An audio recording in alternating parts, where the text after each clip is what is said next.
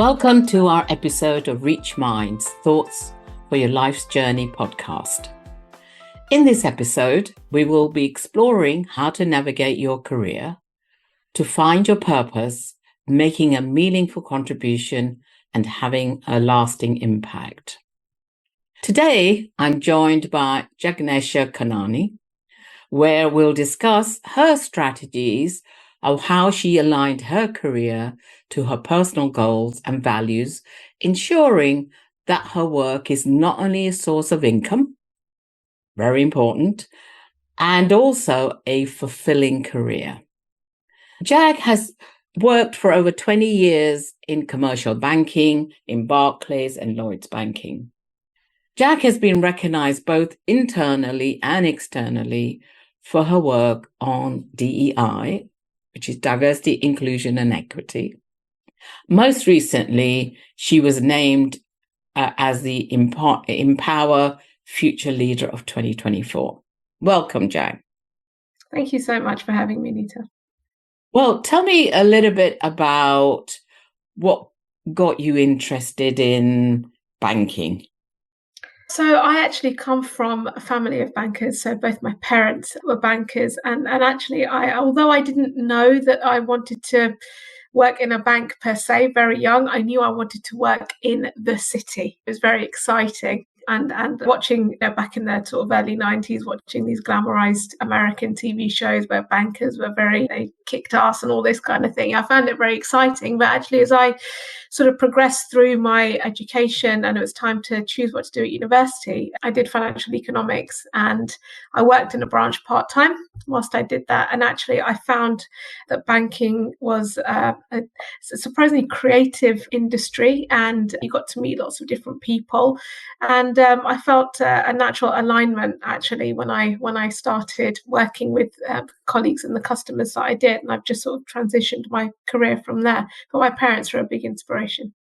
So tell me in what way your parents were a big inspiration as a South Asian woman? Yes. So my parents, they came here with my grandparents in sort of the 1970s. My mum, back in those days, you sort of met the person that's going to be hiring you and they'd offer you the role. But my mum always found her role particularly invigorating. She was really good at it. She worked in the branch for over 40 years.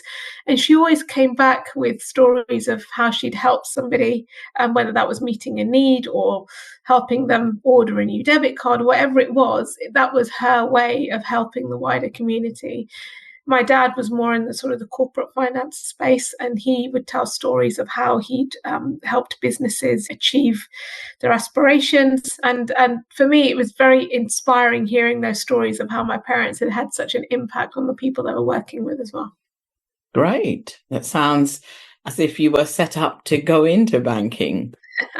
Well, it definitely helped them having their experience, but of course they had joined those careers when they were very new to the country, and they'd really had to work hard to get to the positions that they've got to, and sharing some of their stories and having that almost reality check that actually you are going to face challenges, you're going to have to overcome difficult situations.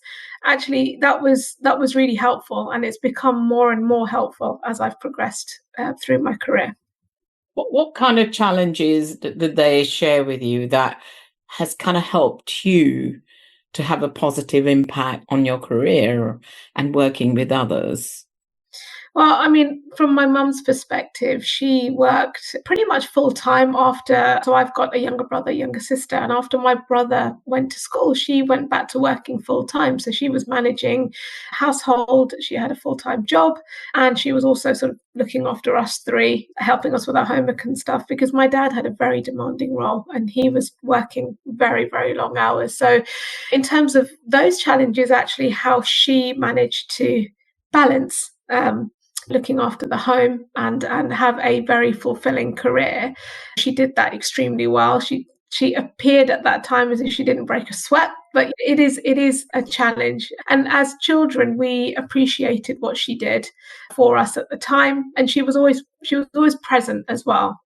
And in terms of my dad, he's shared stories of how he's had to overcome barriers in his career, particularly weaving through corporate banking, where the scene is very different to what my mum had within the retail bank.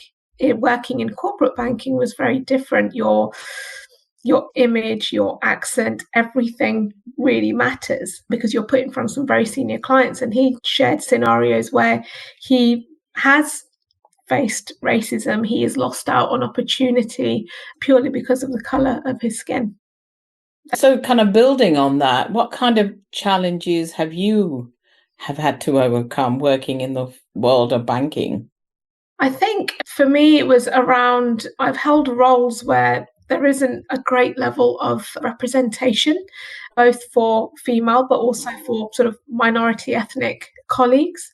And the challenge there has been where you don't see yourself represented. So you find it difficult to see a future for yourself there. And almost you're trying to fit in. So you feel like you can't bring your whole self to work. So I often felt, particularly in my younger days, that I was almost playing a role, like I was hiding parts of myself because I needed to fit in with those around me in order to be able to progress. So that was one challenge. And other challenges include sort of having to unlearn some of the things that we're taught as children culturally. Being a South Asian female, you're taught that you're a caregiver. You do things for others. You don't tend to do things for yourself.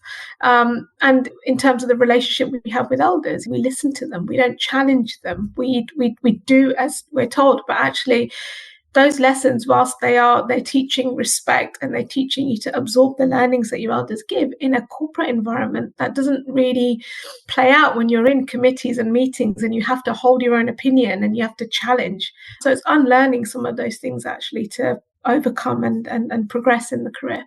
And how did you do that? Because you're saying there are systemic barriers within the organization and a lack of role models for you. Nobody looked like you. That's on one hand. Then on the other hand, you've got these maybe ideas that were probably passed on to you without being told that, hey, you need to be a caregiver. What was your journey like to kind of undo some of that? I suppose it's difficult because you don't know what you need to undo because you don't know any different, do you? So I think for me, it took actually having line managers that were really supportive. They could see that although I was very good at my job, I had almost like a reticence to speak in meetings.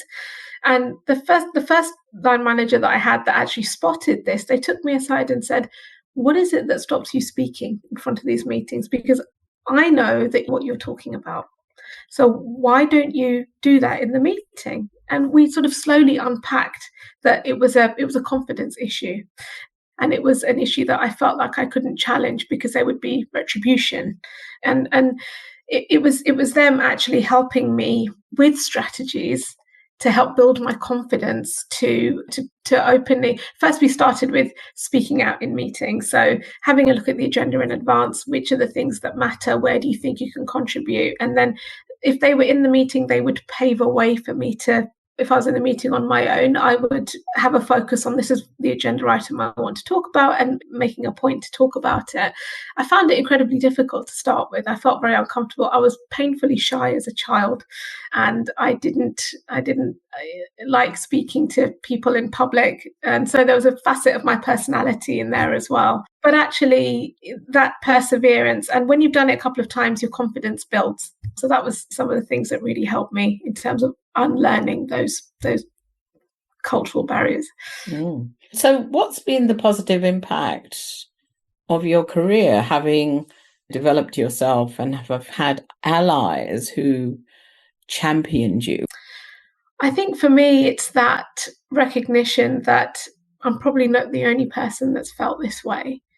And thinking back to when I was in those situations, what would have really helped me?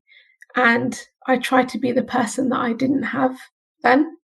So being part of Reach, so Lloyds Employee Resource Group, is a really powerful way for me to be present in that space. So I've used my experience, how I've overcome those challenges, the techniques those line managers used for me.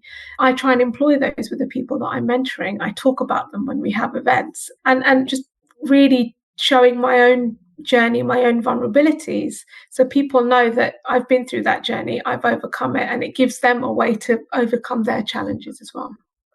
So has that been the impetus for you to get involved in ERG work and in DEI work? Yeah, so I mean, up until now, I've had sort of very traditional business banking roles, so relationship management, being a credit officer, and I'm relatively new to the people space actually. So only sort of 2 years in out of a 20 plus year career. And the impetus for that was that I realized that actually all the roles that I've held in my career have always had some element of making a difference and helping others. And I did a lot of work at the side of the desk around trying to create that inclusive environment, having a space for people to talk about how they're feeling, how they need support. And for me, I wanted to transition into a role that allowed me to do that full time and allowed me to have the impact. Being part of the ERG, where I was in teams where I didn't see myself represented, or I was in a real minority, actually being part of the ERG meant that I was in a place with people that looked and sounded like me and had similar challenges. So I felt very safe in that space. And actually taking a leading role in the ERG means that we can take that population and help them along their journeys by sharing the challenges that we've overcome. And how many people are part of the ERGs? We have lots of main ERGs which cover all strands of diversity, but we also have lots of local groups as well. And we're looking to do more as an organisation to help link those groups up. But in terms of, I guess, the official membership of our ERG, it's probably around sort of 5,000 colleagues. But unofficially, it could be a lot more because we get a lot of different people that do come to our events. And now you're a very active member of the ERG.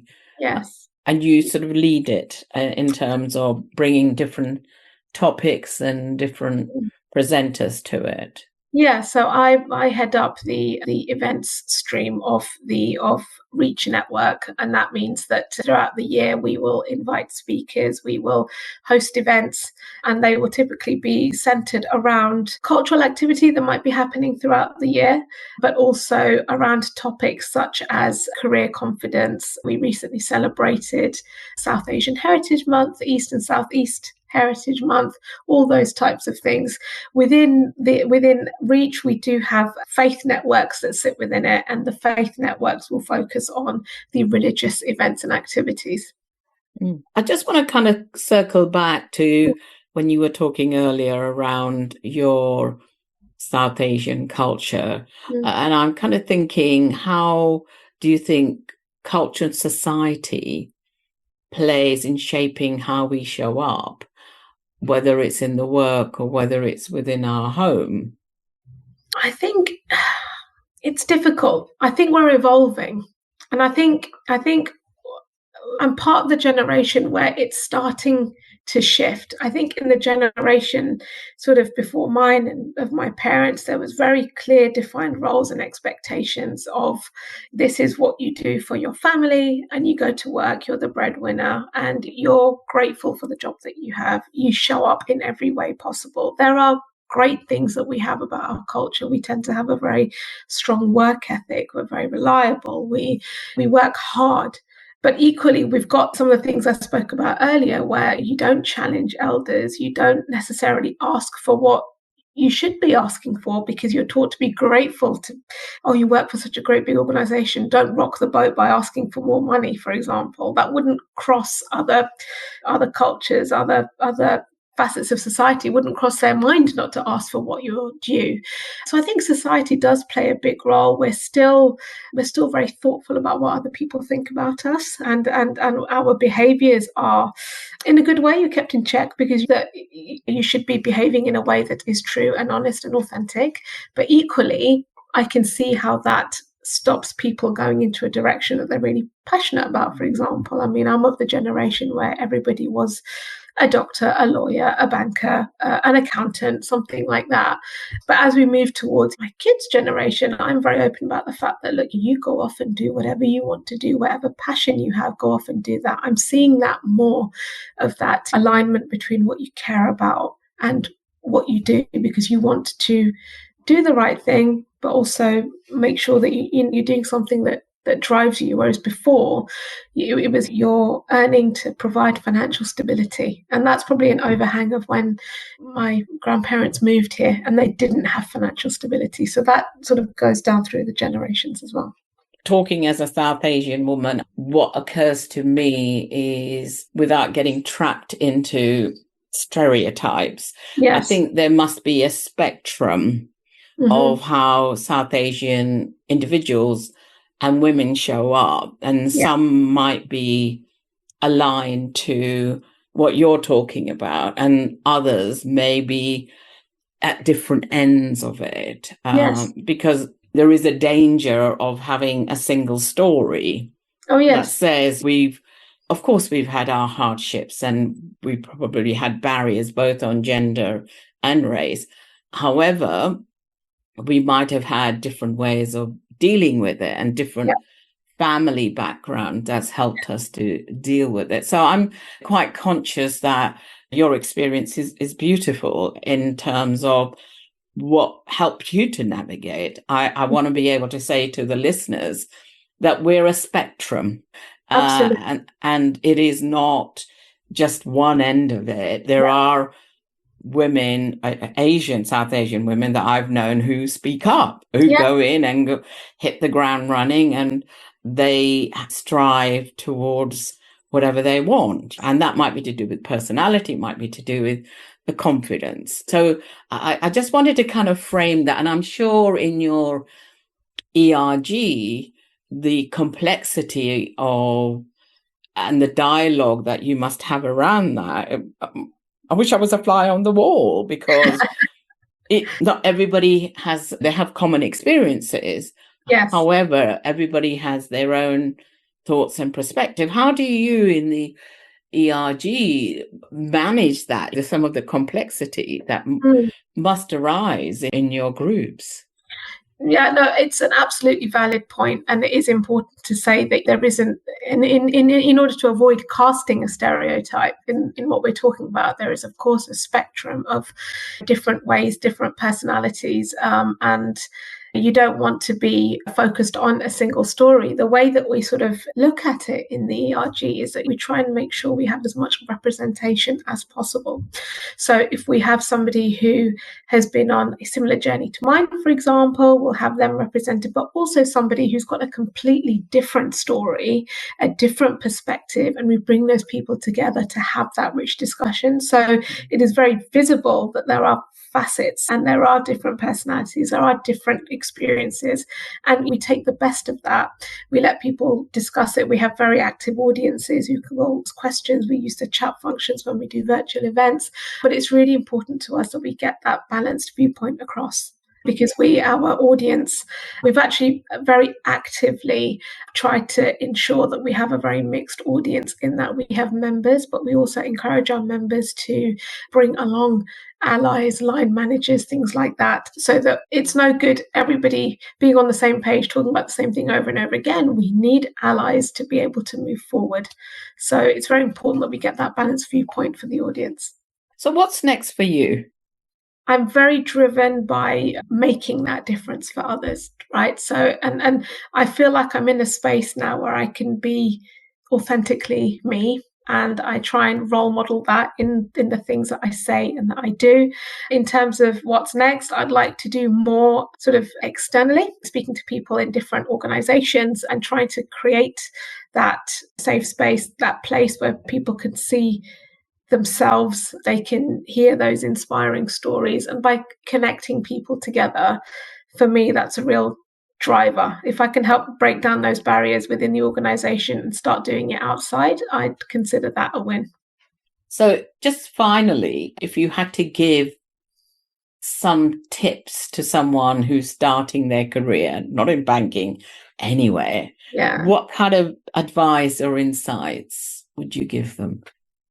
I would say that although we have ideas of where we think we want to be, actually embrace every opportunity that does come to you, even if it feels like it's not the right opportunity at the time, or that you've missed out on something that you really wanted. Actually, there is a bigger picture.